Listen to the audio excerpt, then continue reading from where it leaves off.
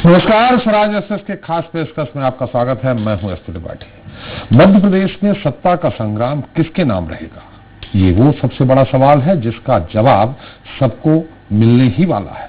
दरअसल उपचुनाव के नतीजे आने में अब कुछ वक्त ही बाकी है। एक नए दिन की शुरुआत के साथ ही राज्य की 28 सीटों पर हुए उपचुनाव की मतगणना शुरू होगी। पहले रुझान सामने आएंगे जो गुजरते समय के साथ नतीजों में बदलने लगेंगे, और फिर सत्ता का संग्राम किसके नाम रहेगा ये सभी के सामने होगा। लेकिन नतीजों के आने से पहले आज की रात उन सभी, खासकर बीजेपी और कांग्रेस के उन नेताओं पर भारी है जिन्होंने उपचुनाव लड़ा है। लेकिन आज की रात अगर किसी को सबसे ज्यादा बेचैन करेगी तो निश्चित तौर पर वो ज्योतिरादित्य सिंधिया होंगे, क्योंकि मध्य प्रदेश में सत्ता का संग्राम उन्हीं की वजह से हुआ। वहीं अब मैदान में उतरे उनके किसी भी समर्थक की हार होती है तो ये उसके सियासी भविष्य पर सवाल उठाएगा ही, साथ ही सिंधिया की साख में भी पट्टा लगेगा। लेकिन अगर कहीं सिंधिया के सभी मंत्री, पूर्व मंत्री और समर्थक प्रत्याशियों ने जीत हासिल की तो मध्य प्रदेश की राजनीति में सिंधिया सुपर हीरो साबित होंगे। बेशक उपचुनाव में बीजेपी को जीत दिलाने के लिए सीएम शिवराज ने सबसे ज्यादा पसीना बहाया है, लेकिन सत्ताधारी दल की बड़ी या छोटी जीत असल में बीजेपी में सिंधिया के कद का फैसला भी करेगी। बहरहाल नतीजों से पहले आज हम ये जानने की कोशिश करेंगे कि उपचुनाव के परिणाम कैसे हो सकते हैं, किसकी जीत का दावा दमदार है और क्यों, साथ ही वो कौन सी ऐसी सीटें हैं जहां मुकाबला एकदम कांटे का है। इस पर विस्तार से बात करने के लिए चलिए शुरू करते हैं हमारी खास पेशकश, मंगल का महाराज कौन।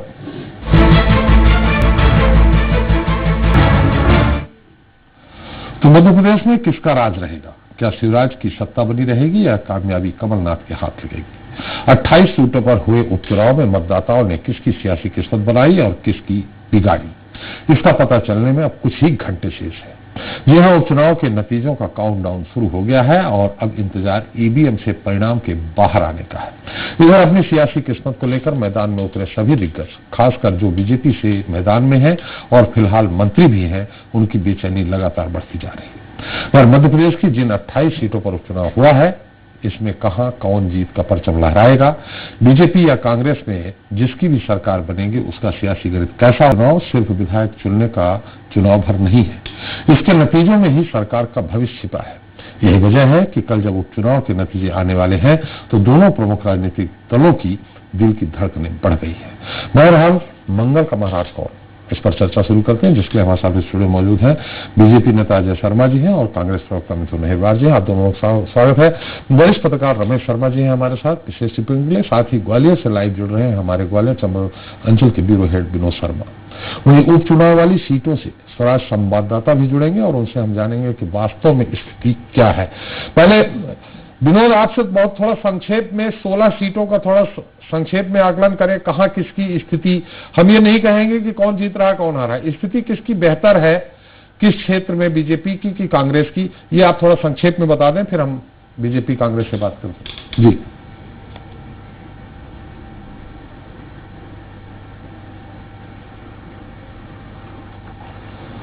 देखिए, अगर हम ग्वालियर और उसके आसपास के जिलों की बात करें तो ग्वालियर में जो स्थिति अभी दिख रही है सामने कि यहाँ 3 सीटों पर चुनाव हुए हैं, जहाँ 2 सीटों पर कांग्रेस का अच्छी स्थिति बताई जा रही है कि कांग्रेस अच्छी स्थिति में है इन दोनों सीटों में, जो एक डबरा है और एक ग्वालियर पूर्व है। इसके अलावा अगर भिंड की हम बात करें तो वहां पर जो बहुत है वहां पर कांग्रेस प्रत्याशी की अच्छी स्थिति है, जबकि जो महंगाव है वहां पर कांटे की टक्कर है दोनों के बीच में, और साफ कुछ भी नहीं कह सकती है कि आखिर वहां पर कौन करवट राजनीतिक उठ बैठेगा।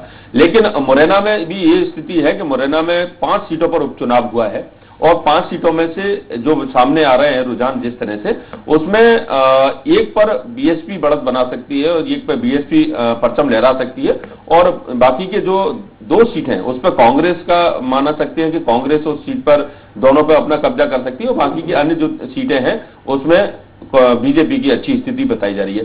तो ग्वालियर चंबल संभाग में जो मतदाता हैं उन्होंने जो मत किया है वो काफी प्रभावित इस बात से भी हुए हैं कि कमलनाथ जब आए थे और उन्होंने इस बात को कहा था कि किस तरह से चलती हुई सरकार को बीजेपी और उनके जो सिंधिया समर्थक हैं उन्होंने के चलते गिरी है और एक दोबारा से चुनाव में लोगों को आना पड़ा है जो नहीं आना चाहिए था, 5 साल बाद चुनाव में आना चाहिए था।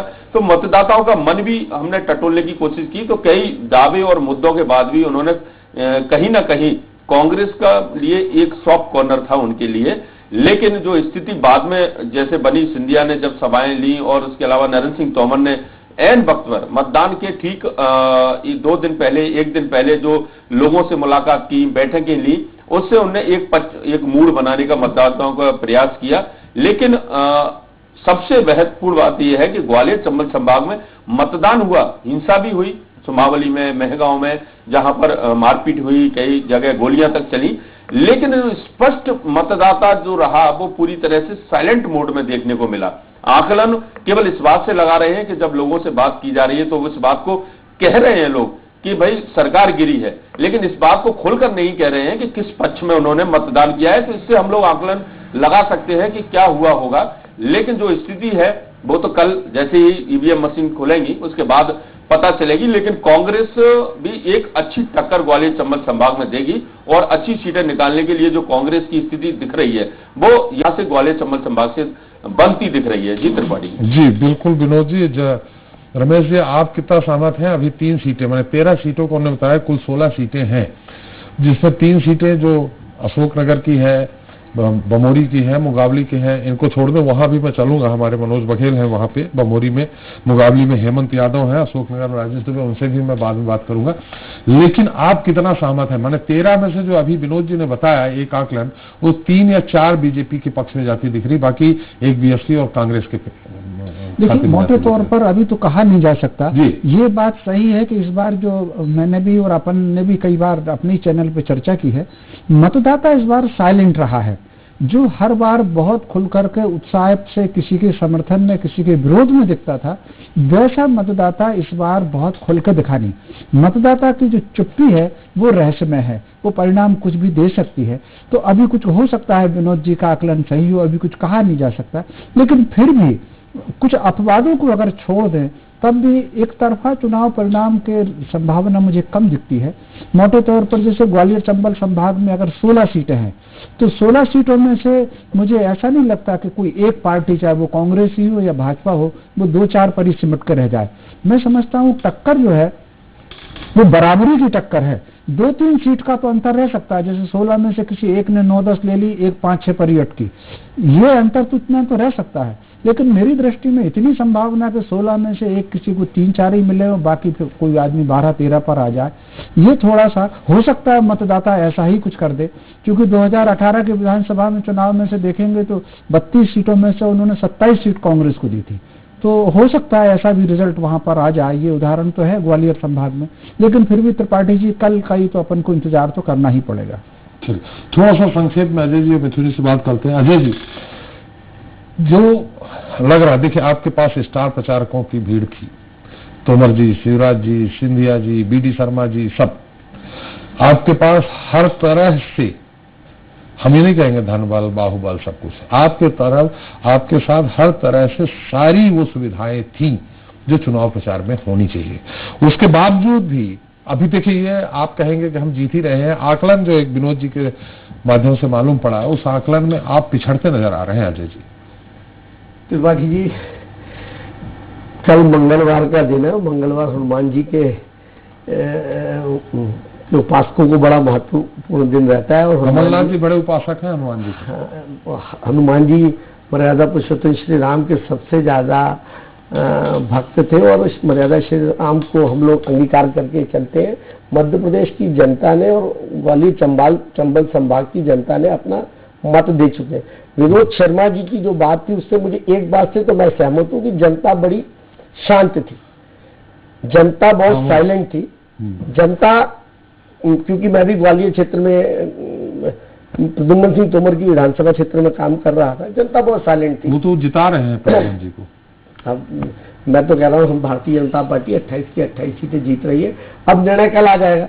परंतु मैं एक बात बताता हूं कि ग्वालियर चंबल संभाग की जनता ने यह तय कर लिया था कि इस बार भारतीय जनता पार्टी को अपना मत देके एक स्थायी सरकार देनी है, एक ढुलमुल सरकार नहीं देनी है। क्योंकि मध्य प्रदेश की जनता ने देख लिया कि 15 माह की सरकार में किस प्रकार से मध्य प्रदेश की जनता का शोषण हुआ। मध्य प्रदेश की जनता को ये पता नहीं था कि सरकार कितने दिन चलेगी, कब तक चलेगी, इस सरकार का कितना वजूद रहने वाला है। मध्य प्रदेश काफी पीछे हो गया इन कामों से, और निश्चित इस बार भारतीय जनता पार्टी की सरकार लगभग अधिकांश सीटों पे विजय श्री वर्ण करेगी, और शिवराज जी पूरे 5 साल भारतीय जनता पार्टी की सरकार के नेतृत्व करता रहेंगे। हम मध्य प्रदेश 5 साल बात करिए, 3 ही साल है, नहीं पूरे मिला के 5 साल बोल रहा हूँ। 15 महीने कमलनाथ जी मध्य प्रदेश की जनता के विकास के लिए, मध्य प्रदेश की जनता के कामों के लिए, मध्य प्रदेश की सर्वांगीण विकास के लिए कटिबद्ध होकर सरकार पूरी ताकत के साथ काम करेगी। बाकी निर्णय कल आ जाएगा, हम और आप सब लोग इस चीज को देखेंगे। मिथुन जी, वही सवाल, एग्जिट पोल अगर बताते हैं तो अगर चली उलट हो जाए एग्जिट पोल, 10 से 12 ही बीजेपी जीते, ऐसी स्थिति में भी आपका काम तो नहीं बन रहा, वो 100 बहुमत की तरफ पूरी तरह चले गए हैं और आप सिमट के रह जाएंगे नीचे। और ये आप भी जानते हैं कि सपा, बसपा और निर्दलीय जिसकी सरकार रहे, कह चुके हैं वो जिसकी सरकार रहेगी उसके साथ जाएंगे। देखिए, बिल्कुल ठीक बात है। और मध्य प्रदेश की जो राजनीति इस समय जिस स्थिति में है, इसके परिणाम में केवल 24 घंटे और बाकी हैं। मुझे यकीन है कि अब 24 घंटे बाद तक 24 घंटे नहीं बचे अब जी, मैं 24 घंटे इस मान से कह रहा हूँ, 12, 13, 14 घंटे जी, मैं भारतीय जनता पार्टी की जिस सोच से चलती है उस सोच में जो वो समय लगाएंगे, मैं इस मान से कह रहा हूँ कि कल शाम 7 बजे तक शिवराज सिंह चौहान जी इस्तीफा दे चुके होंगे, इसलिए मैं 24 घंटे की बात कर रहा हूँ। बात दरअसल ये है त्रिपाठी जी कि मध्य प्रदेश में, जैसा कि अजय शर्मा जी ने कहा कि इन्होंने जनता के सामने ये बात रखी कि आपने 15 महीने की सरकार देख ली, तो जहां जनता ने 15 महीने की सरकार देख ली तो 15 महीने का विपक्ष भी उन्होंने देखा है। जिन मामलों में ये झूठ बोला करते थे कि कर्ज माफी नहीं हुई और किसी को कोई पैसा नहीं मिल रहा है, 100 रुपए में 100 यूनिट बिजली नहीं मिल रही है, जब ये सरकार में आए तो विधानसभा के पटल पे इन्होंने स्वीकार किया और जनता ने वो फायदे देखे कि 100 रुपए में जो बिजली मिल रही थी उसका बिल 2-3 हजार तक पहुंच गया। जो कर्ज माफी की थी 2.7 मिलियन किसानों की हमने 11,500 करोड़ की कर्ज माफी की थी। और उसके बाद जब ये लोग चुनाव में गए, उसके बाद चुनाव में जाते समय इन्होंने 15 महीने के कार्यकाल पर वोट मांगे, ना इन्होंने स्वयं के 15 साल के कार्यकाल पर वोट मांगे, ना इन्होंने स्वयं के 7 महीने के कार्यकाल पर वोट मांगे। तो जनता के पास इनको जज करने के लिए कुछ था ही नहीं। जनता तो ये सोचती रही कि जिस कोरोना काल में जनता को अपने घर पे होना था, उस कोरोना काल में सैकड़ों लोगों की लाइन में लग करके जनता को वोट देने निकलना पड़ा। इस कारण जनता आक्रोश में थी और इस कारण भारतीय जनता पार्टी पे आउटराइटली नकारा है। और ये परिणाम चौंकाने वाले। कल आपके पास एक ही मुद्दा है, दल बदल का मुद्दा। नहीं, दल बदल का मुद्दा हमारे, आप किसान कर्ज माफी की बात करें तो देखिए, आप खुद ही जानते हैं 6,000 करोड़ तक माफ किया है, 35,000 करोड़ आपको चाहिए था अगर कर्ज माफ करना था, जो आपने वादा किया था। त्रिपाठी, तो ऐसे में आप किसान कैसे संतुष्ट होगा? त्रिपाठी जी, 11,500 करोड़ का आंकड़ा है, 11,646 करोड़ विधानसभा के पटल पर माना गया है। सप्लीमेंट्री बजट और मेन बजट मिलाकर के हमने इसका एलोकेशन भी किया था। बात दरअसल ये है कि भारतीय जनता पार्टी ने जो दल बदल की आपने बात की, मैंने कहा दल बदल कोई बड़ा मुद्दा नहीं है, मुद्दा गद्दारी का है। दल बदल एक सामान्य चीज है, लोग अपनी विचारधारा छोड़ के यदि दूसरी पार्टी में जाते हैं तो ये होता रहा है राष्ट्रीय स्तर पे भी, मध्य प्रदेश में भी। लेकिन ये जो गद्दारी जन आदेश के साथ की गई है कि यदि एक सरकार हमने चुनी थी उसको 5 साल आपको काम करने देना चाहिए था। जिन लोगों ने 35 करोड़ या मालामाल वीकली योजना का लाभ उठा करके अपने ईमान को बेच दिया, जनता के वोट को बेच दिया, जनता के मैंडेट को बेच दिया, उन लोगों ने प्रदेश के साथ गद्दारी शुरुआत आपने कराई थी नारायण त्रिपाठी शरद कोल को लेके, अंत उन्होंने कर दिया। देखिए, जहां तक गद्दारी की बात है, गद्दारी मैंने टर्म किया जनादेश को धता बताना। नारायण त्रिपाठी शरद कोल ने ना कोई सरकार गिराई, ना उन्होंने इस्तीफा दिया, ना ही उन्होंने भारतीय जनता पार्टी को छोड़ा।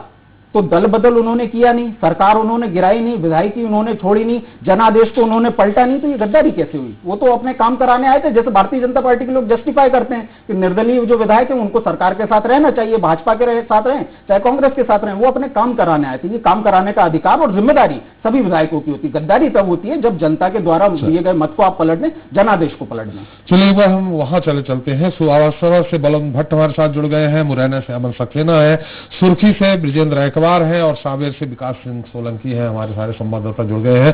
सबसे पहले सुहासरा बलवंत भट्ट।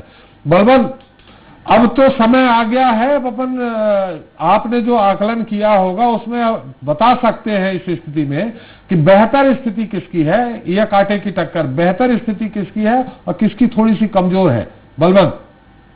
बिल्कुल समय आ गया है और बस 12 घंटे अब परिणाम आने शुरू हो जाएंगे। 12 घंटों के बाद दोनों ही प्रत्याशी जो है अब भगवान के शरणों में गए हैं और पूजा अर्चना दोनों ही प्रत्याशियों की तरफ से यहाँ पर की जा रही है। अगर स्थिति पे अगर हम जाएं तो कहीं ना कहीं भाजपा की स्थिति यहाँ पे बेहतर है, लेकिन भीतरघात को छोड़ दें क्योंकि स्थिति भाजपा की बेहतर है, लेकिन भीतरघात किस स्तर का हुआ है यह तो बीजेपी भी मान रही है कि इस क्षेत्र में भीतरघात हुआ है और तमाम जो दिग्गज नेता थे वह हरदीप सिंह डंग को हराने के लिए लगे हुए थे। कल जैसे ही परिणाम आएंगे तो यह भी स्पष्ट हो जाएगा कि किस एरिया को किस नेता ने कितना प्रभावित किया है। इसलिए इस सीट को बीजेपी के लिए भी आसान कहना मुश्किल होगा। जी नहीं बलवंत, हम ये जानना चाहेंगे, आपने कहा कि दोनों बातें कह दी, हम ये जानना चाह रहे हैं जो जनता दल बदल को जनता ने कितना स्वीकार किया है? जनता के जो वोटर हैं उनमें दल बदल का विरोध भी था, लेकिन हरदीप सिंह डंग की छवि एक स्पष्ट नेता के रूप में देखी जाती है और स्पष्ट छवि के कारण कहीं ना कहीं दल बदल का मुद्दा कमजोर पड़ा और उनकी छवि उस पर भारी थी।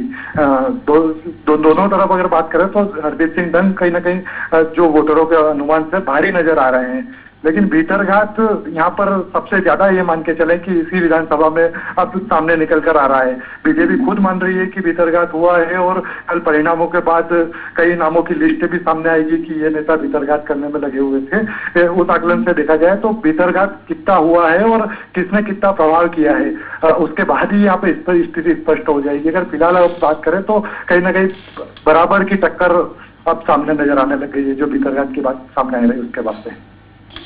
चलिए बलवंत जी, आप हमारे साथ बने रहिए। विकास सिंह सोलंकी के पास चलते हैं, अमन के पास चलते हैं पहले मुरैना, क्योंकि सब ज्यादा सीट वही है। अमन, पूरी 5 सीटों का थोड़ा संक्षेप में बताइए, कहाँ किसकी भारी स्थिति। विनोद जी ने काफी कुछ बता दिया है, थोड़ा संक्षेप में बताइएगा कि 5 सीटों का। जी बिल्कुल सर, मुरैना की भी यही स्थिति बनी हुई है जैसा कि विनोद सर ने बताया था। मुरैना में लगातार देखने को मिल रहा है कि कांग्रेस इस बार फिर भारी है, जैसे कि 2018 में। हालांकि 2018 की बजाय नुकसान भी है इस बार, परंतु देखने को मिल रहा है कि 3 विधानसभाओं पर कांग्रेस अच्छी तरीके से नजर आ रही है, बढ़त में दिख रही है। तो वहीं 2 विधानसभा ऐसी है जहां एक बीएसपी को जाती दिख रही है तो दूसरी विधानसभा बीजेपी के खाते में जाती दिख रही है। ये कौन सी विधानसभा, बीएसपी की कौन सी है, कांग्रेस की कौन सी है, बीजेपी कौन सी? बिल्कुल सर, मुरैना जो विधानसभा है वो कहीं ना कहीं शहरी और ग्रामीण दोनों मतदाताओं को मिलाकर बीएसपी की जाती दिख रही है। जो प्रत्याशी भी बताते जाइए, प्रत्याशी भी। राम प्रकाश राजौरिया जो पूर्व में चुनाव लड़ चुके हैं और रुस्तम सिंह जो स्वास्थ्य मंत्री थे उस समय, उनसे ना कुछ 1700 वोटों से हारे थे, तो वो इस बार फिर मजबूती से उभर कर आए हैं। तो कहीं ना कहीं मुरैना सीट बीएसपी की दिखाई दे रही है। वहीं जौरा सीट की हम बात कर लें जो बीजेपी की एक बार फिर खाते में जाती दिख रही है। पहले भी सूबेदार सिंह गजोदाबाद से विधायक रह चुके हैं 2018 से पहले। और वहीं दिमनी, अंबा और जो सीट है सुमावली, ये तीनों सीट ऐसी है जिसमें 2 मंत्रियों की सीट है, केएचई मंत्री है, कृषि राज्य मंत्री है। ये तीनों सीट कहीं ना कहीं कांग्रेस के लिए मजबूती दिखाई दे रही है। जी, एदल सिंह जी की क्या स्थिति बताया आपने? हाँ बिल्कुल सर, एदल सिंह जी की स्थिति भी बहुत खराब नजर आ रही है क्योंकि वहां का जो वोटर है, वहां जो गोलीबारी हुई है सबसे ज्यादा वहीं पर गोली चली थी। तो वहीं कहीं ना कहीं स्थिति निकल कर आई थी। शाम तक जो वोटिंग हुई है पहले प्रभावित रही, बाद में दोपहर के बाद जाके वो प्रभावित नहीं हुई और वोटिंग हुई अच्छी तरीके से, जिसके कारण कहीं ना कहीं बीजेपी वहां नुकसान में नजर आ रही है। मतलब आपका कहना है जौरा भर बीजेपी की स्थिति अच्छी दिख रही है, बाकी 3 में कांग्रेस की दिख रही है, 1 में बीएसपी दिख रही है। बिल्कुल बिल्कुल सर। चलिए आप हमारे साथ रहिएगा। एक बार हम चलते हैं सुर्खी ब्रिजेंद्र अखबार के पास। ब्रिजेंद्र, आप बताइए, अब तो स्थिति आ गई है, कल तो पता चल जाएगा, आपने क्या आकलन किया है, किसकी बेहतर स्थिति दिख रही है? अब देखा जाए तो यहाँ सुर्खी विधानसभा में अभी भी कांटे की स्थिति बताई जा रही है। वोटिंग के बाद भी जनता खामोश थी और यहाँ पर देखा जाए वोट प्रतिशत का तो महिला मतदाताओं ने काफी उत्साह से वोट दिया, तो कहीं ना कहीं दोनों प्रत्याशियों को काफी चिंता में डाले हुए। और आज की बात की जाए तो आज भाजपा के जो कार्यकर्ता है उन्होंने सुर्खी विधानसभा क्षेत्र के राहतगढ़ में गोविंद सिंह राजपूत के जीत के जो होर्डिंग्स लगाए हैं तो वो दिन भर चर्चा का विषय रहा। हालांकि भाजपा कार्यकर्ताओं की बात की जाए तो वो अति आत्मविश्वास में लग रहे हैं और उनका कहना है कि गोविंद सिंह राजपूत जीत रहे हैं, क्योंकि आज राहतगढ़ में कई जगह पर होर्डिंग्स भी जीत के लगा दिए गए हैं परिणाम के एक दिन पहले। आपको क्या लग रहा है? सर देखा जाए तो पावल साहू के मुकाबले गोविंद सिंह राजपूत बूथ मैनेजमेंट कहा जाए वो काफी आगे निकल चुके हैं और लग रहा है कि गोविंद सिंह राजपूत आगे, हालांकि अब यह कल स्थिति स्पष्ट हो पाएगी। चलिए, विकास सोलंकी हमारे साथ जुड़ गए सावेर से। विकास, सावेर की क्या स्थिति सिलावट जी और गुड्डू जी के बीच में? जी बिल्कुल, अगर सांवेर विधानसभा की बात की जाए तो दोनों ही प्रत्याशी एक दूसरे को कांटे की टक्कर देते हुए नजर आ रहे हैं। जिस तरह से वोटिंग प्रतिशत भी सांवेर विधानसभा के अंदर बड़ा था, तो कहीं ना कहीं जो है दोनों ही टक्कर दे रहे हैं। हालांकि बात की जाए तो इस बार कांग्रेस ने जो पन्ना मैनेजमेंट है वो पन्ने के ऊपर भी एक व्यक्ति को बिठाया था, तो कह सकते हैं कि प्रेमचंद गुड्डू तुलसीराम सिलावट के ऊपर अभी भारी पड़ते हुए नजर आ रहे हैं। जी चलिए, बहुत बहुत धन्यवाद आप सभी का। बलवंत जी आपका, विकास जी आपका, ब्रिजेंद्र जी आपका और अमन आपका बहुत बहुत धन्यवाद। रमेश जी, आप मतलब ये आकलन है, कोई निश्चित नहीं है और चर्चा भी आकलन पे ही होती है हमेशा। इस पे भीतर घात जो सुवासरा में बता रहे हैं कि अगर भीतर घात हुआ है, और आप ये जानते हैं कि जो बीजेपी के लंबे समय से जो कार्यकर्ता रहे होंगे, दंग कांग्रेस से लड़ते रहे हैं, तो भीतर घात की संभावना मुझको भी लग रही है। जैसे वो बोल रहे हैं कि भीतर घात अगर हुआ है तो गड़बड़ हो सकता है। मुरैना में स्पष्ट उन्होंने कहा 3 कांग्रेस, 1 बीजेपी और 1 सपा। सुर्खी में जरूर ये बता रहे हैं कि बेहतर है, और सांवेर में भी कांग्रेस भारी पड़ती दिख रही है। देखिए, इसमें कोई शक नहीं त्रिपाठी जी, भाजपा में भीतरघात तो हुआ है। अगर हम 28 में से मान करके चले कि 5-6 सीटों पर नहीं हुआ होगा, फिर भी मेरे आकलन में 15-17 सीटों पर, 18 सीटों पर भीतरघात हुआ है। और जिन 5-7 सीटों पर भीतरघात की ज्यादा संभावनाएं हैं, उसमें ये सांवेर सीट, मतलब ये डंक वाली सीट भी है, सुवासरा सीट भी है, ये हो सकती है, हाट पिपलिया हो सकती है, सांची हो सकती है, ये जयभान सिंह पवैया की सीट हो सकती है, गोहद हो सकती है। ये जो कुछ सीटें हैं, इनमें भीतरघात तो हुआ ही है। और इसी, अब वो कितना हुआ है, वो 1 वोट का हुआ है कि 1 लाख का हुआ है, ये तो अब परिणाम बताएगा। और उस भीतरघात की भरपाई भाजपा ने कहां से की है? यद्यपि भाजपा को ये उम्मीद थी पहले से, जब भी भाजपा के नेताओं से बात होती थी तो उनको लगता था कि अगर मान लीजिए हमारे यहाँ से 1% का वोट अगर भीतरघात हुआ भी है, तो जो लोग कांग्रेस से आए हैं वो अपने साथ 1-8% वोट लेकर के आएंगे, तो वो हमारा उसमें लगभग बराबर जैसा है, ऐसा उनका तर्क था। लेकिन ये तर्क हकीकत कितना होगा ये कहा नहीं जा सकता। इसमें कोई शक नहीं कि सुवासरा सीट पर जो उन्होंने कहा है भीतरघात, उसमें तगड़ा हुआ होगा। अब डंक की छवि भी अपनी जगह उन्होंने बताई है। कुल मिलाकर के चुनाव बहुत कांटे का है। हो सकता है सारे के सारे संवाददाताओं का आकलन सही हो, फिर भी जो अपन पहले दिन से बात कर रहे हैं उसमें चूंकि भाजपा एक कंफर्टेबल स्थिति में है, कांग्रेस को सरकार बनाने के लिए 24 से ऊपर सीट चाहिए, भाजपा को यद्यपि 8-9 सीट चाहिए, लेकिन अगर वो 5 सीट भी आ गए तब भी 3-4 सीट की वो जोड़ तोड़ कर लेंगे। तो ऐसी स्थिति में कंफर्टेबल स्थिति में भाजपा दिख रही है, तो इसलिए बहुत ज्यादा चिंता भाजपा को नहीं है। फिर एक और बात है, जैसा कि अगर भाजपा कह रही है कि उसको 28 में से 28 सीट मिलेंगी, या उनको सर्वे भी 15-16 सीट का भाजपा का आ रहा है, लेकिन अगर भाजपा 15-16 पर भी आश्वस्त होती तो जिस तरीके से उन्होंने 2 निर्दलियों को बुला करके बातचीत की है, तीनों इन विधायकों को बुला करके बातचीत की है, 2 बसपा के, 1 सपा के, उनकी 5 विधायकों से बातचीत हुई है, और उनको ये संभवतः आश्वासन दिया गया होगा कि अगर कुछ लोग खाली होते हैं तो सीट खाली होगी तो उसमें आप एडजस्ट किए जाएंगे। ऐसी स्थिति में सरकार के बदलने पर थोड़ा सा अभी देखना पड़ेगा, लेकिन रिजल्ट कुछ भी आ सकता है त्रिपाठी जी, इसमें कुछ कहा नहीं जा सकता है। जी अजय जी, हालांकि आप 28 के 28 बोल रहे हैं, लेकिन फिलहाल कुछ देर के लिए जो हमारे विनोद जी बता रहे हैं, हमने आप चारों संवाददाताओं को जोड़ा अलग अलग। मुरैना में 3, मैंने आप सिर्फ 1 में, सुवासरा में भी भीतरघात की स्थिति है, सुर्खी में जरूर बता रहे हैं कि जीत सकते हैं। विकास सिंह सोलंकी कांग्रेस, अगर इसको सही माने तो सरकार तो बनाए रख सकते हैं आप, जो अभी आगे भी चलेंगे, लेकिन फिलहाल जो स्थिति है वो ऐसा नहीं है कि आप एकदम 120-125 पहुंच जाएंगे। तो जी, राजनीति अनिश्चितताओं का खेल है, जैसे लोग क्रिकेट को भी कहते हैं ना कि अनिश्चितताओं का खेल है। परंतु अजय जी थोड़ा सा रोकें, आपको मिथुन जी आपके पास भी आओ, थोड़ा एक मरवाही भी जान लेते हैं, वहां बहुत कांटे की टक्कर चल रही है। मरवाही से हमारे वैभव सिंह पांडे वहां के विशेष संवाददाता हमारे साथ जुड़े हुए हैं। वैभव, आपको मेरी आवाज आ रही? जी जी जी जी सर। वैभव, मरवाही की क्या स्थिति, जब ऐसा लग रहा था कि बीजेपी का जोगी कांग्रेस ने सपोर्ट कर दिया, बीजेपी के साथ चले गए हैं, तो ऐसा लग रहा था भारी पड़ जाएगा, क्योंकि जोगी के अपने खुद के वहां मतदाता रहे हैं और वो जीतते भी रहे हैं। लेकिन अब क्या स्थिति है वहां की मरवाही की?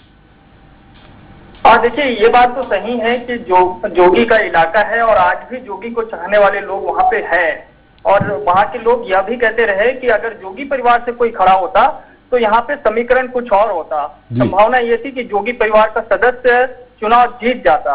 लेकिन क्या हुआ कि बीजेपी और जोगी का जो गठबंधन हुआ उसमें काफी वक्त लग गया।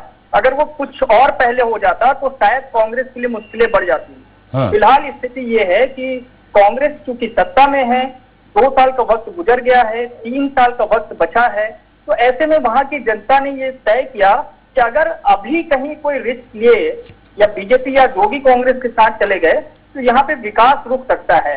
दूसरी बात ये कि नया जिला बना है और कांग्रेस सरकार ने ये सौगात दी है, तो जनता के मन में ये विश्वास है कि हो ना हो सरकार ने नए जिले की जो सौगात दी है उससे विकास का जो क्रम है वो और तेजी से बढ़ेगा और नए जिले में जो रोजगार की संभावना के साथ भी पर्यटन के विकास को लेकर के जो सपने दिखाए गए हैं सरकार की तरफ से उस पर तेजी से काम होगा।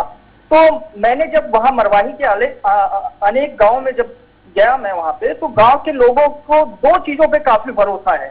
एक तो वो किसान जो कि 2500 रुपए में अपना धान बेच पा रहे हैं और दूसरा वो युवा जिनको ये लग रहा है कि नए जिले के बनने के बाद अब रोजगार की संभावनाएं बढ़ेगी तो कांग्रेस सरकार के साथ जाना सही रहेगा।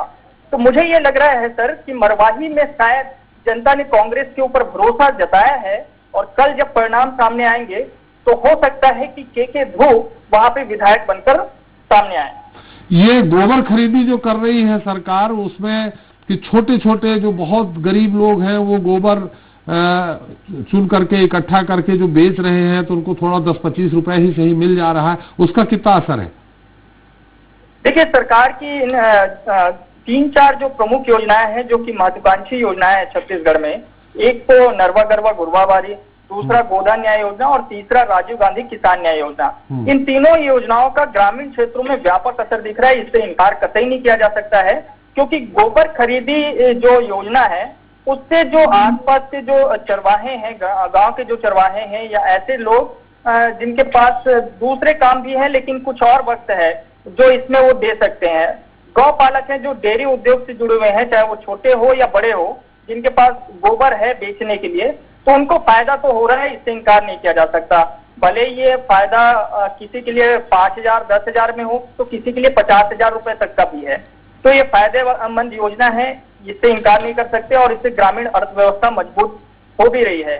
दूसरी बात, नरवा गरवा गुरवाबारी का सबसे जो ज्यादा फायदा हो रहा है वो महिला समूहों को हो रहा है, जिनके पास काम की समस्या रहती थी या कुटीर उद्योग में वो और क्या बेहतर कर सकते हैं, तो ये चीजें रहती थी। अब उनको चूंकि इस योजना से जुड़ने के बाद अनेक तरीके से प्रशिक्षित किया जा रहा है और उनके उत्पादों को सरकार स्वयं खरीद रही है, तो इससे भी उन्हें एक रोजगार का जरिया मिला है, तो महिलाएं सशक्त हो रही है इस योजना के जरिए।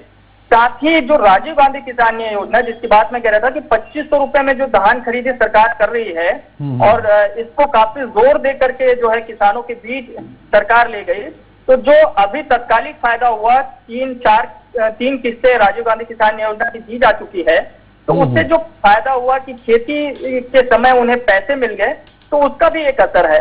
तो ये तीनों योजनाएं ग्रामीण पृष्ठभूमि पे अगर आप देखेंगे और किसानों के नजरिए से, महिलाओं के नजरिए से, तो ये काफी फायदेमंद और असरकारी नजर आ रहा है और शायद मुझे लग रहा है कि इसका फायदा भी ग्रामीण अंचल में कांग्रेस सरकार को होते हुए नजर आ रही है और मरवाही में ये सारे मुद्दे छाए भी रहे।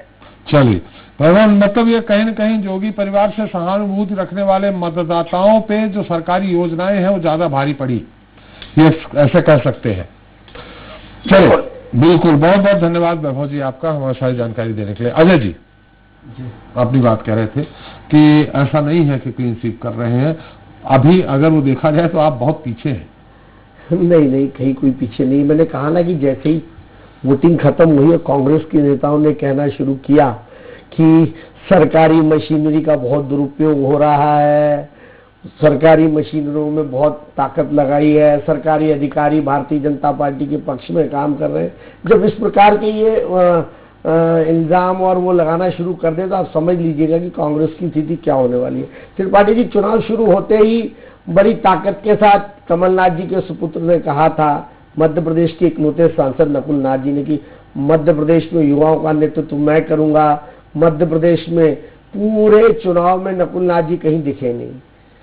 कमलनाथ जी की अपनी लिमिटेशन है, उसके बावजूद भी वो जितना काम कर सकते थे करते रहे। भारतीय जनता पार्टी पूरे संगठन और कैडर बेस्ड पार्टी है। भारतीय जनता पार्टी के तमाम वो नेता, चाहे वो नरेंद्र सिंह जी हो, चाहे वो कैलाश जी हो, चाहे प्रभात जी हो, चाहे वीडी शर्मा, अध्यक्ष वीडी शर्मा जी हो, सुहास भगत जी हो, ये सब लोगों ने पूरी प्लानिंग के साथ, एक टीम वर्क के साथ काम किया। प्लानिंग के बाद निश्चित भारतीय जनता पार्टी, आप सब देखेंगे, हम लोग कहीं डेंजर एंड पे तो है ही नहीं, आप भी सब मानते हैं। यही संतोष है आपको, डेंजर एंड में नहीं है, लेकिन प्रदर्शन जो दिख रहा है, जो हमारे बता रहे हैं, हो सकता है देखिए इस बार जनता बहुत खामोश है, किसको वोट दे रही, किसको नहीं, कितना भीतरघात हुआ है, ये अभी किसी के आकलन में नहीं आ पा रहा। और हमें भी लग रहा है कि एग्जिट पोल जो दिखाए गए हैं उसमें बहुत अंतर आएगा, मुझे भी लग रहा है, या तो इधर या उधर। देखिए, लोकतंत्र के अंदर जनादेश को सर्वमान्य मानना चाहिए, और हमें जहां तक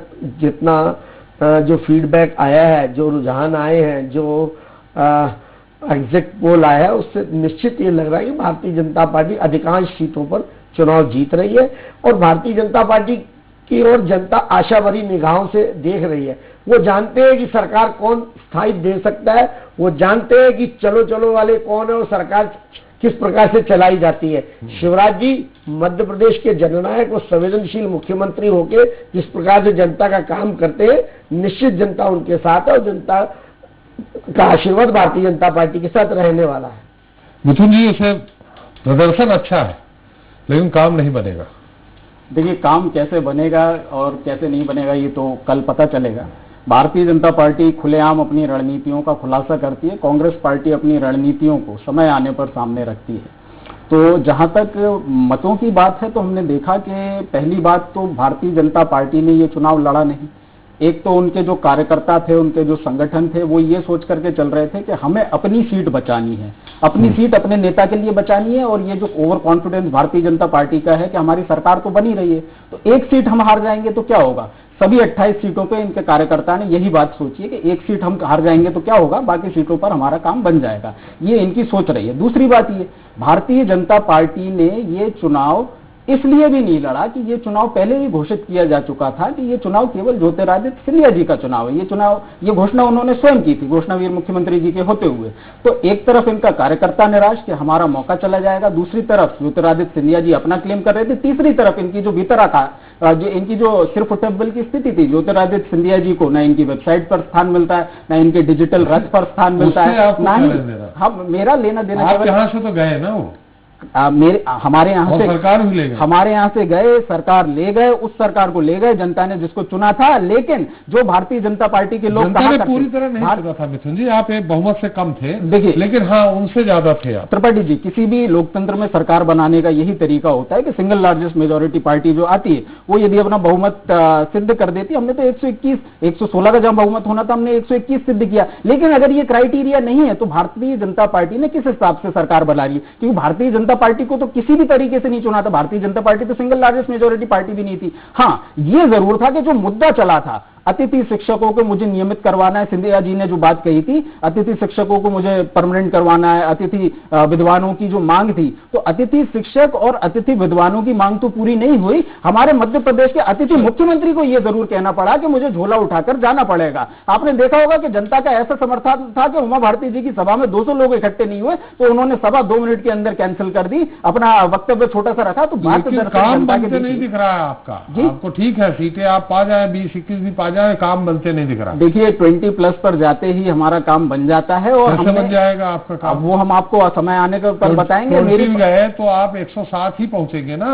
देखिए, उसमें ये बात है और वो तो बढ़ के चले जाएंगे 115-16। 20+ मतलब हम 28 तक भी जाएंगे। लेकिन बात बहलाने के लिए ख्याल दिल अभी मैं बहला देता हूँ। देखिए शर्मा जी, कोई भी चुनाव होता है, कोई भी सीट होती है, उस पर एक आंकड़ा होता है पिछले चुनाव का, जिसके आधार पर हम अगले चुनाव का आकलन कर सकते हैं। और उसमें आपकी पिछली सरकार और पिछले विपक्ष का भी कंट्रीब्यूशन होता है। तो इन 28 सीटों की यदि बात की जाए तो भारतीय जनता पार्टी जो दिवा स्वप्न देख रही है, इन 28 में से 18 सीटों पर 10,000 से ज्यादा वोटों से कांग्रेस पार्टी ने चुनाव जीता। एकमात्र सीट आप जीते। दिवा स्वप्न आप देख रहे हैं? दिवा स्वप्न हम नहीं देख रहे, हम तो बिल्कुल प्रैक्टिकल बात कर रहे हैं। समय दीजिएगा जी, इनकी बात पूरी हो जाए फिर। हम तो बिल्कुल प्रैक्टिकल बात कर रहे हैं कि दिवा 100 पे नियत पार्टी थी, 27 सीटों पर हम जीते थे। भारतीय जनता पार्टी केवल 1 सीट पर जीती थी और 3 सीटों पर तीसरे नंबर पर रही थी। ये भारतीय जनता पार्टी का संगठन था 2018 के चुनाव में।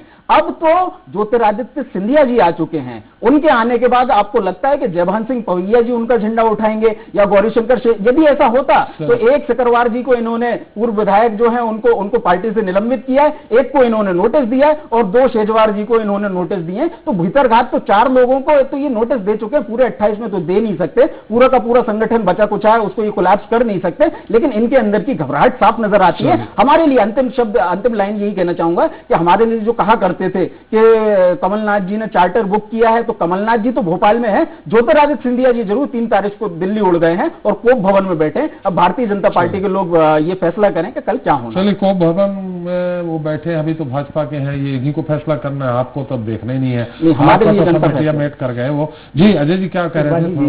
मेरे मित्र कांग्रेस के प्रवक्ता ने जितना कहा कि उन्होंने अपनी पार्टी का योगदान, अपनी पार्टी की बारे से ज्यादा भारतीय जनता पार्टी के गुणगान करने में अपना समय दिया। मेरा ये कहना था, इन्होंने कहा कि हमारे यहाँ भीतरघात हो रहा है। अरे भैया, आपकी पार्टी की क्या स्थिति थी? आपके पार्टी के नेता तो कहते थे कि पार्टी गई तेल लेने। आपने कहा हमारी मुख्यमंत्री घोषणावीर है। अरे भैया, एक और विधायक चलेगा तो 30 मार खा। इमरती देवी जी ने कहा पार्टी गई भाड़ में, पार्टी गई भाड़ में, ये आप ही की मंत्री ने कहा था ना, पार्टी भाड़ मुख्यमंत्री हो जाएंगे। और अभी भी 5 साल घूमते फिर रहे इनसे अपना घर संभाला नहीं जा रहा। इनका नियंत्रण अपनी पार्टी के नेताओं पे है नहीं, इनका नियंत्रण अपने विधायकों पर है नहीं, इनकी आपसी गुटबाजी जग जारी है। इसलिए सत्यपाल सिकरवार जी को निलंबित किया गया है, गिरिजाशंकर सिकरवार जी को नोटिस दिया गया है, गौरीशंकर सिकरवार जी को नोटिस दिया गया है। भारतीय जनता पार्टी है, भारतीय जनता पार्टी दोषी को बख्श नहीं। भारतीय जनता पार्टी ज्योतिरादित्य सिंधिया जी की पार्टी है। अरे आप अपना घर देखें, आपकी क्या स्थिति है? चुनाव नहीं था, पचौरी कहा रहे, कांतिलाल ज्योतिरादित्य सिंधिया जी पूरे चुनाव में थे। गोपाल भार्गव जी तो आपको ही एक्सपोज कर रहे थे ना कि देखिए रात में हमें डॉक्टर नहीं मिले, आप ही की सरकार का बखान कर रहे थे ना। हमारी कमियों को दिखाने के लिए हमारी पार्टी में आंतरिक लोकतंत्र है, आप चिंता मत कीजिए। आंतरिक लोकतंत्र बताइए, 4 नेताओं को नोटिस दिए गए। ये बताइए कि जहाज डूबा कैसे? आपका जहाज डूबा, आपके विधायक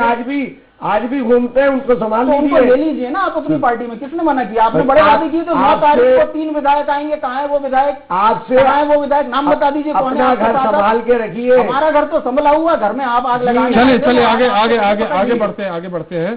थोड़ा संक्षेप में विनोद जी, बहुत संक्षेप में, जो हमारे अमन सक्सेना ने वहां से रिपोर्ट दी है उसमें कितनी सत्यता है?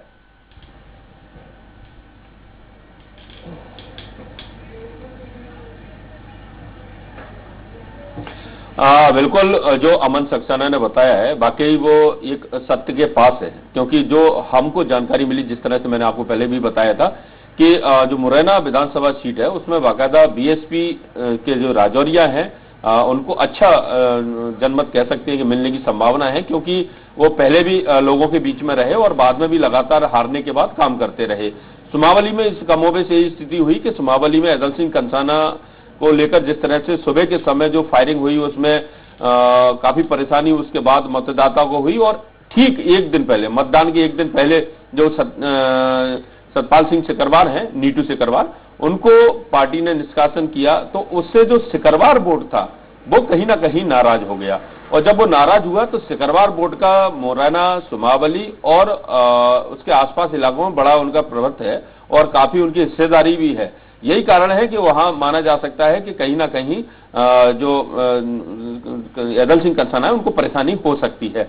जौरा में जरूर मान सकते हैं कि सूबेदार सिंह राजौदा की अच्छी स्थिति है, क्योंकि पंकज उपाध्याय है, उन्होंने काफी संघर्ष भी किया, लेकिन वो मतदाताओं के बीच उतना नहीं अपनी बात को रख पाए जितना बीजेपी प्रत्याशी ने रखा। तो चूंकि जौरा जो सीट है वो बीजेपी खुद चुनाव लड़ रही थी, जैसा कि अभी जो चर्चाओं के दौरान चल रहा था कि बाकी की जगह पे ज्योतिरादित्य सिंधिया और तमाम जो थे उनके प्रत्याशी चुनाव लड़ रहे थे, लेकिन जौरा उनकी सीट थी और वहां पर उन्होंने चुनाव लड़ा था बीजेपी ने। और यही स्थिति आसपास के जो जिलों में वही चल रही है। जिस तरह से अभी जो सामने आया है हमारे कि मेहगांव में जो हेमंत कटारे हैं और पीएस भदौरिया के बीच में, क्योंकि वहां जातीयगत आधार पर चुनाव हुआ था, वहां क्षत्रिय वर्सेस ब्राह्मण समाज के बीच में हुआ था, लेकिन भीतरघात दोनों के साथ हुआ। जो बीजेपी प्रत्याशी ओपीएस भदौरिया उनके साथ भी भितरघात हुआ और कांग्रेस प्रत्याशी उनके साथ भी भितरघात हुआ। लेकिन इसमें जिसने जितनी ज्यादा जगह पर अपना शक्ति प्रदर्शन किया, क्योंकि शक्ति प्रदर्शन ये शब्द इसलिए कहूंगा कि खुलेआम वहां बूथ कैप्चरिंग हुई, खुलेआम वहां पर मतदाताओं को मतदान केंद्र से भगाया गया। और एक वीडियो तो जो वायरल हुआ, आपने भी उस पर डिस्कस किया था कि किस तरह से जो मंत्री हैं वो दिशा निर्देश दे रहे थे कि इनके खिलाफ इन धाराओं में मामला दर्ज करें। तो ये वहां की स्थिति है, इसलिए वहां कांटे की टक्कर कह सकते हैं। और जो गौहद है वहां मेवाराम जाटव के साथ लोग खड़े हुए दिखाई दिए हमें, क्योंकि रणवीर के साथ भी भीतरघात की स्थिति वहां पर बनी है गौहद में। और जो व्यापारी वर्ग है और जो अन्य वर्ग है वो मेवाराम जाटव के साथ खड़ा रहा, इस तरह के हमारे पास समाचार हैं। डबरा में स्थिति ये हुई कि डबरा में जो लोग हैं, क्योंकि डबरा में सुरेश राजे हैं, जो समधी समधन का चुनाव था, वहां पर इमरती देवी थी, दूसरी तरफ सुरेश राजे थे। तो लोगों ने ये सोचा कि चूंकि डबरा हमेशा से कांग्रेस का गढ़ माना जाता है, ग्रामीण क्षेत्रों में भले ही बीजेपी की थोड़ी बहुत स्थिति ठीक रही हो, लेकिन शहरी क्षेत्र में स्थिति इतनी ठीक नहीं रही है।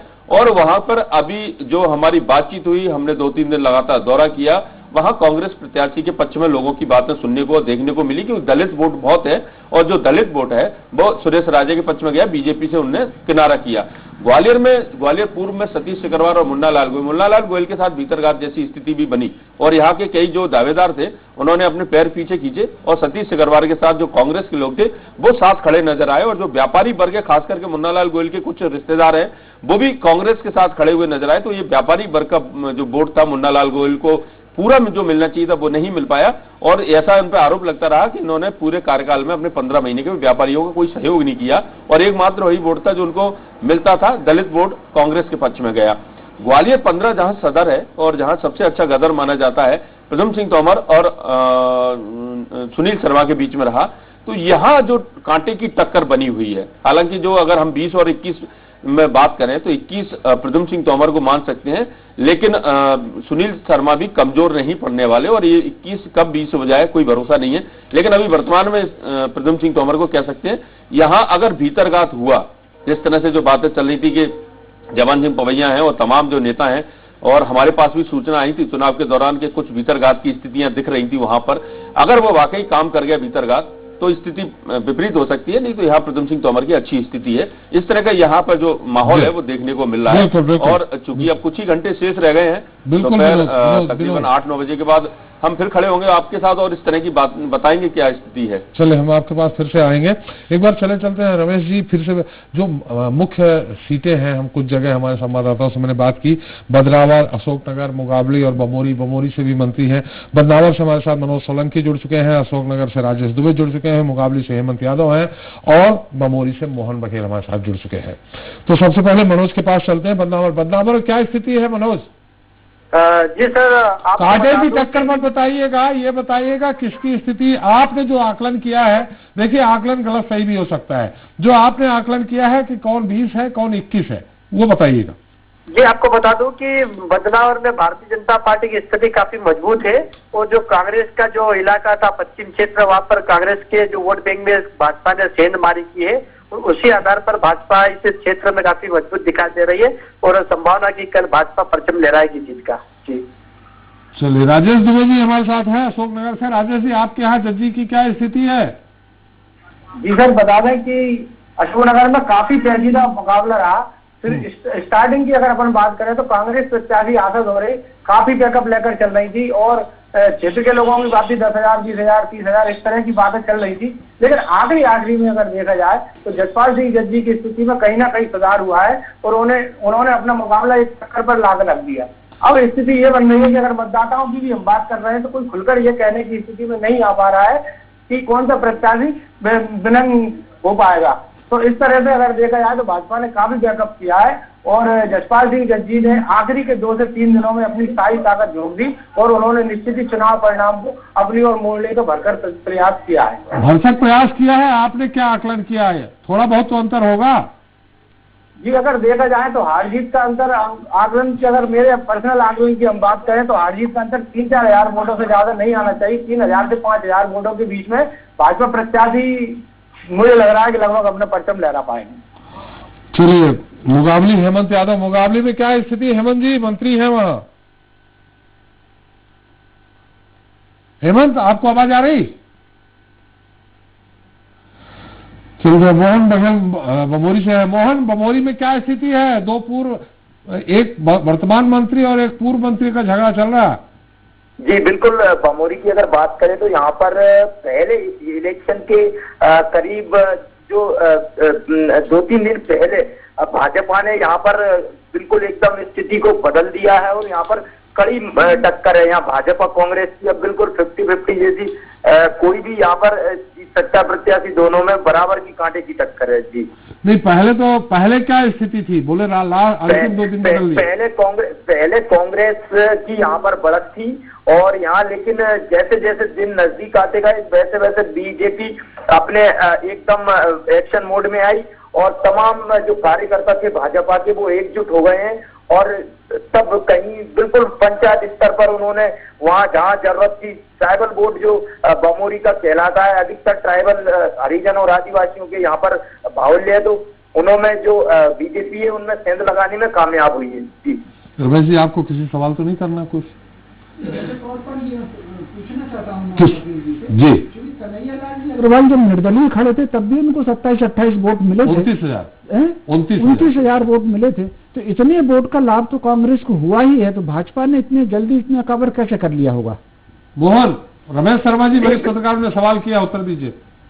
जी बिल्कुल, यहाँ पर जैसे जो भाजपा जैसे निर्दलीय जब अग्रवाल लड़े थे वो चूंकि सही है वो, लेकिन यहाँ जो कांग्रेस का जो वोट बैंक था आदिवासी है, यहाँ पर चूंकि भाजपा का जो वोट था, यहाँ शिवराज ने भी 3 से 4 सभाएं की हैं बमोरी विधानसभा में और लगातार यहाँ पर बड़े जो लीडर थे वो भी लगे रहे हैं और जो पहले जो भाजपा की भीतरघात की संभावनाएं थी वो बिल्कुल एकदम वो बाद में माहौल बदल गया और जो बीजेपी का कार्यकर्ता था वो एकदम एकजुट होकर लगा और यहाँ पर जो मेहनत की है उसका नतीजा रहा है कि वोटों के कम अंतर से एकदम लगातार वहाँ पर अब जो हार जीत का अंतर है वो बिल्कुल कांटे की टक्कर पे आ गया।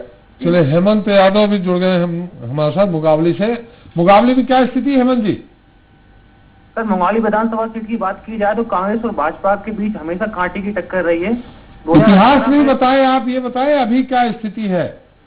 सर, अभी स्थिति टक्कर का चुनाव है यहाँ पर, जिसमें भीतरघात हो सकता है, जिससे अभी कांग्रेस के प्रत्याशी कन्हैयाराम लोधी अभी दौड़ में आगे हैं।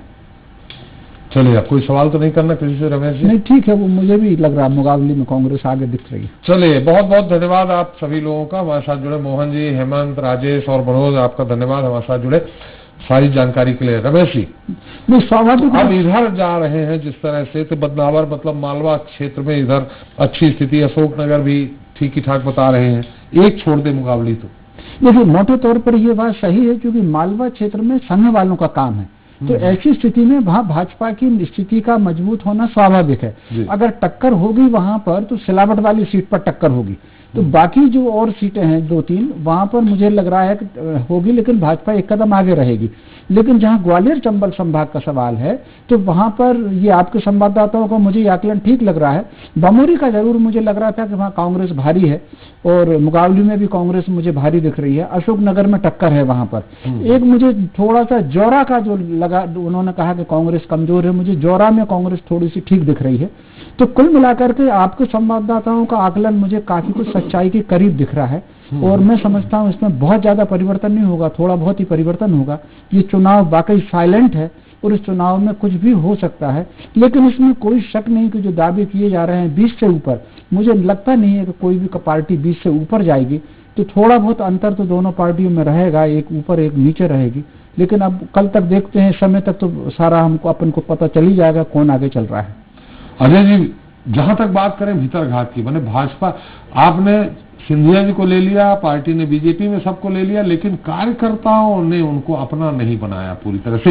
एक आध जगह छोड़ दे, जैसे बता रहे हैं बमोरी में सारे बीजेपी कार्यकर्ता एकजुट हो गए, बदनावर में हो गए, लेकिन अभी भी कई जगह ऐसा है कि बीजेपी कार्यकर्ता भीतरघात वाली स्थिति है। त्रिपाठी जी, जब लोगों का मिलन होता है जी, और कार्यकर्ताओं में निश्चित राजनीतिक क्षेत्र में काम करने वाले लोग हैं, कोई धार्मिक काम करने वाले लोग तो है नहीं, उनको भी लगता है कहीं ना कहीं कि हमारा आगे का भविष्य क्या होगा।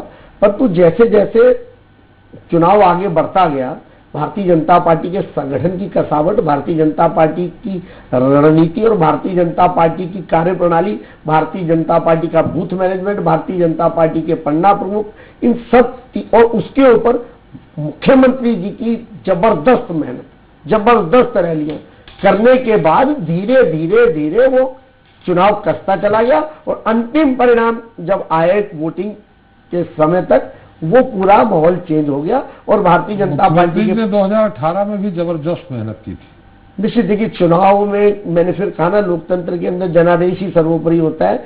जनता के सामने जाके अपने काम को, अपनी नीतियों को, अपनी रीतियों को, अपनी कार्यप्रणाली को जनता के समक्ष लेके जाना हमारा कर्तव्य होता है और निश्चित जो कमियां उस समय रही होगी उनको भी निपटाकर भारतीय जनता पार्टी के नेता सामने गए। एक सामूहिक नेतृत्व के साथ भूपेंद्र सिंह जी, सारे नेता पूरी ताकत से लगे रहे और कल जब ये परिणाम आएंगे तो भारतीय जनता पार्टी के पक्ष में सरकार और आप होंगे। लेकिन मथुन जी, काम बनते नहीं दिख रहा। 20+ आप बोल रहे हैं बहुत कुछ। ये तो बदनावर, अशोकनगर, मुकाबली छोड़ सब उल्टा हो गया। पहले दो बातें इन्होंने कही कि कार्यकर्ता और जनादेश, यदि जनादेश की इतनी इज्जत करते तो 2018 के जनादेश को गिराते नहीं, जनता की चुनी हुई सरकार को गिराते नहीं। कार्यकर्ताओं की इन्होंने बात की, इनका जो कार्यकर्ता है, पन्ना प्रमुख है, सरकार आपने गिराई। अरे कैसी, अब तो वोट डल चुके हैं। अरे अजय जी, मिथुन जी, कार्यकर्ताओं पर भरोसा था तो कलेक्टर उनके भरोसे क्यों आ गए थे? अरे आपके विधायक कलेक्टर एक एक करके अजय जी आपने बात कही। अब तो मिथुन जी को रखने दीजिए। अजय जी कलेक्टर अपनी बात रख ली। अजय जी अब उनकी बात आ रही है, उनका नंबर है। अजय जी आपको फिर मौका दे देंगे। हो गई, चलिए आपको फिर मौका दे देंगे। वो बातें हो गई, क्या दिक्कत है? मिथुन जी की बात आ जाए। बात केवल इतनी है कि आज इस देश के सामने एक संवैधानिक संकट भी है कि जनता का जो आदेश हो, चाहे बीजेपी की सरकार हो, चाहे कांग्रेस की सरकार हो, ये कौन सी एक ऐसी नीति चल रही है कि हम तो इस्तीफा करवा करके अपनी सरकार बीजेपी के लोग बना लेंगे। जनता इस बात को लेकर के आक्रोशित है। जनता का अधिकार वापस जनता के पास पहुंचना चाहिए, चाहे कांग्रेस को 15 साल बाहर रखे, चाहे वो बीजेपी को 15 साल बाहर रखने के लिए जनादेश दे। तो जनता का जो मत है, जनमत है, वो सर्वोपरि। और मुझे उम्मीद है कि कल का जो परिणाम आएगा वो जन आदेश को मजबूत बनाने वाला होगा। माफ करो शिवराज और माफ करो महाराज कह करके जनता करेगी कमलनाथ जी का राज। इस बात को लेकर के मैं उम्मीद करता हूं। चलिए थोड़ा रमेश जी जानना चाहेंगे, जो भी 10-12 हारने वाली बात हो रही है कि 10-12 कांग्रेस आ जाएगी, इसमें 2-4-6 मंत्री भी हैं, बाकी तो है ही है। इनका भविष्य क्या होगा? क्या बीजेपी इनको देखे? बीजेपी के वहां वर्षों से काम करने वाले प्रत्याशी हैं, खाटे कार्यकर्ता हैं।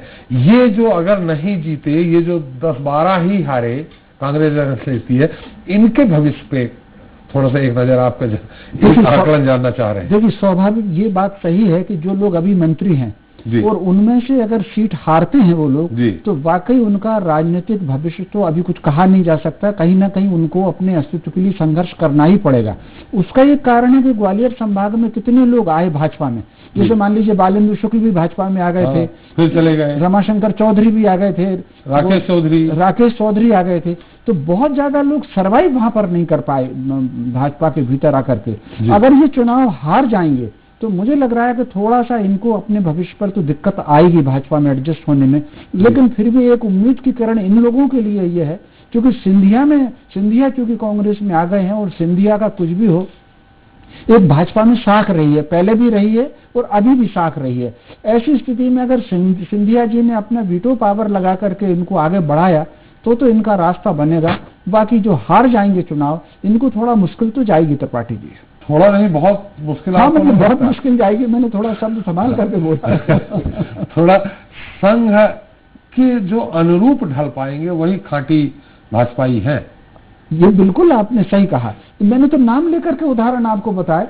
बालेंद्र शुक्ल जैसा कद्दावर नेता, रमाशंकर चौधरी जैसे, उनके तो विधायक 72 में मंत्री रहे, वो राजस्व मंत्री थे खुद। तो ऐसे ये सब लोग भी जब सर्वाइव नहीं कर पाए उस पार्टी में आकर के चुनाव हारने के बाद, तो राकेश चौधरी जी ने अपने भाई को जरूर विधायक बनवा लिया, लेकिन उसके बाद टिकट कट गया। तो कहने का अर्थ जो है, और भी बहुत एक लंबी कतार है ग्वालियर चंबल संभाग में जो कांग्रेस से भाजपा में आए हैं, और अगर वो चुनाव हार गए हैं तो उनको मुश्किल गई है बहुत त्रिपाठी। जो चुनाव जीत गए भंवर सिंह पोर्ते जैसे ऐसे भी थे जो वोरा जी के कैबिनेट में कैबिनेट मिनिस्टर थे, पटवा जी के कैबिनेट में उनको राज्य मंत्री बना दिया। निश्चित रूप से। तो वो तो ये तो भाजपा में थोड़ी सी ये कठिनाई तो है। गिरीश गौतम जैसे कम्युनिस्ट थे, बाद में जब भाजपा में आए तो ओटीसी कोर्स भी किया उन्होंने, पूरा उस समय कोर्स किया उन्होंने। चलिए, बहुत जितना भी रहा, खैर आकलन अब तो कल रिजल्ट आ ही जाएगा, 12-13 घंटे बचे हैं। बहुत बहुत धन्यवाद अजय शर्मा जी आपका, मिथुन जी आपका, रमेश जी आपका, और विनोद आपके सारे आकलन को लेकर जो आपने बताया जनता को, आपका भी बहुत धन्यवाद।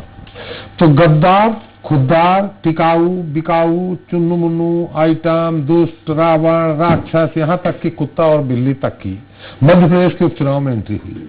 लेकिन अब बारी हिसाब किताब की आ गई है जो जनता ने किया है। मंगलवार को जब प्रदेश की 28 सीटों पर हुए उपचुनाव की मतगणना होगी तो साफ हो जाएगा कि राज्य में किसका राज रहेगा। लेकिन उसके पहले आज की रात मैदान में उतरे हर महारथी के लिए बहुत भारी है।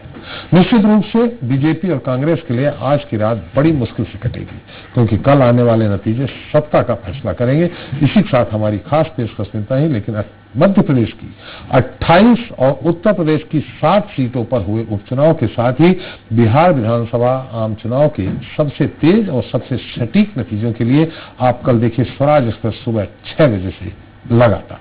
नमस्कार।